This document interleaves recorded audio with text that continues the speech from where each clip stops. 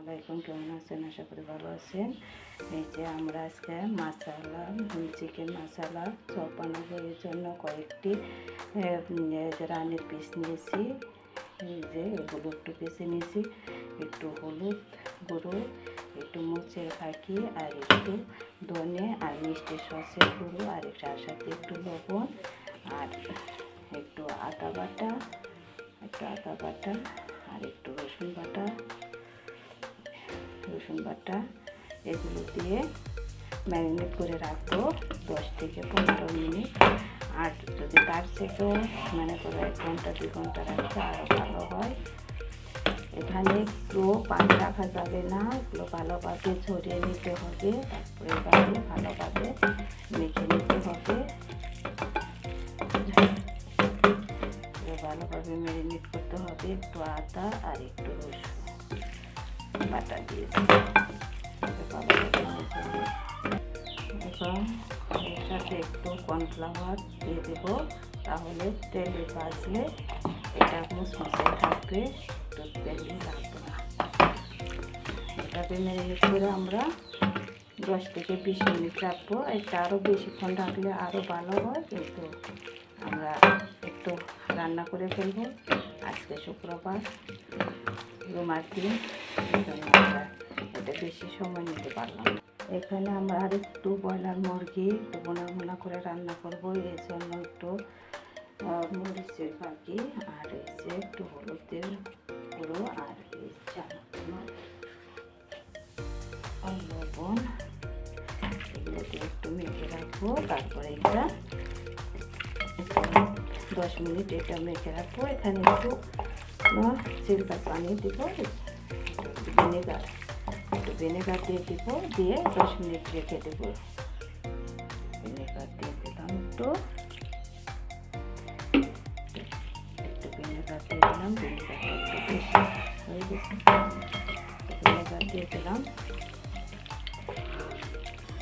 Chicken মশলা fry বানানোর জন্য প্রথমে আমরা চুলায় ফ্রাইং প্যান বসিয়ে দিলাম। একটু গরম হলে সেখানে পর্যাপ্ত তেল দিলাম। তেল দিয়ে ডুবো তেলে এটা ভেজে নিতে হবে। এই যে তেলটা একটু গরম হলে আমরা ওই চিকেনগুলো দিয়ে দিব। চিকেনগুলো দিয়ে দিলাম।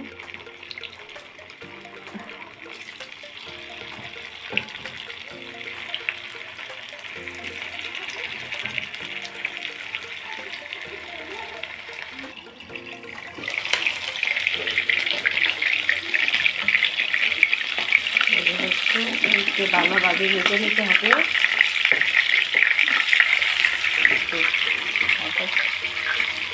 কম দিয়ে দিলাম।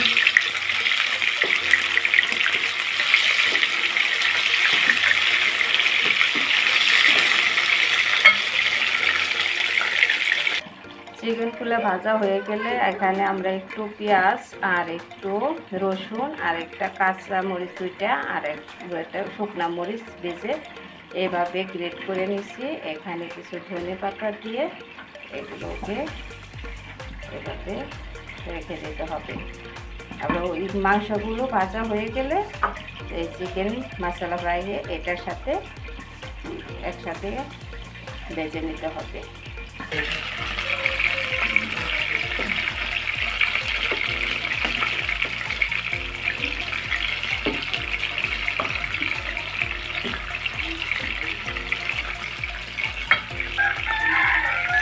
আমাদের মুরগিগুলো কড়াই ভাজা হয়ে গেছে, আর একটু ভাজতে হবে। মশলা আমাদের দেখুন সবগুলো খুব সুন্দরভাবে ভাজা হয়ে গেছে। এখন আমরা এই পর্যায়ে এগুলো আর একটু ভেজে নামিয়ে ফেলবো। তারপর আমরা আরেকটা গ্রেভি বানাবো। সেখানে এই মশলা, চিকেন মশলা সব সেটাকে দিয়ে একটু আবার ফ্রাই করে নিব, তাহলে হয়ে যাবে আমাদের চিকেন মশলা চপ। এই যে দেখুন, এইভাবে আপনারা বানাতে পারেন, অনেক ভালো লাগে। এই যে আমাদের চিকেনটা ভাজা হয়ে গেছে। এই পর্যায়ে আমরা এটা একটু নামিয়ে রাখবো। তারপর আবার এই যে দিয়ে এটাকে একটু ফ্রাই করতে হবে। এখানে থেকে কিছু তেল রেখে দিতে হবে। ভাজা হচ্ছে, কিছু তেল রেখে দিলাম।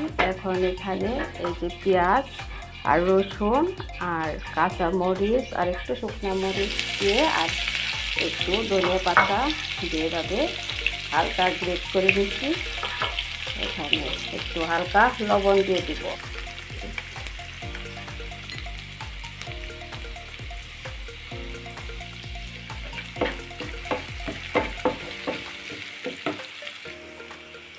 একটু হলুদ দিয়ে দিলাম।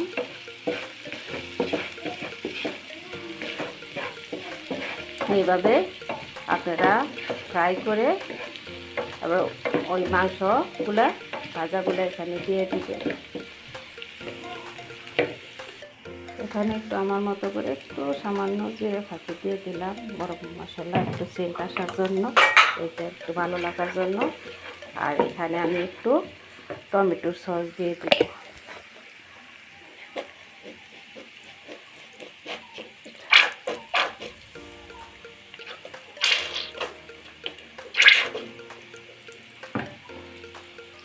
আপনারা আপনাদের স্টাইলে রাঁধতে পারেন, আমি আমার মতো করে একটু রান্নাম। এইভাবে রান্না করে দেখতে পারেন, অনেক ভালো লাগে।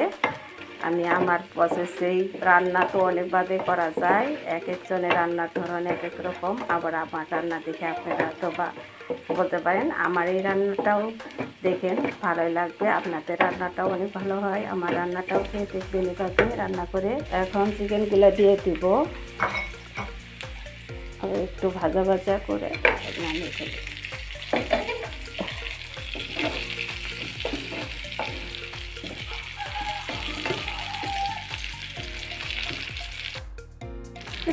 এই যে আমার হয়ে গেল চিকেন মশলা ফ্রাই।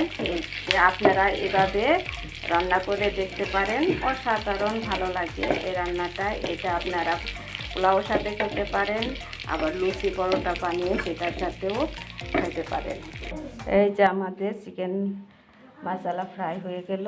এখন আমরা একটু এটাকে দিয়ে একটু সাজাবো, তার জন্য লেটুস পাতা আমি ছাদ থেকে নিয়ে আসছি। আপনাদের তো বলছি আজকে নতুন একটা রেসিপি বানাবো শুক্রবার। আমার রেসিপিটা আপনারাও এভাবে ট্রাই করতে পারেন, মাশাআল্লাহ অনেক মজা লাগবে ইনশাআল্লাহ।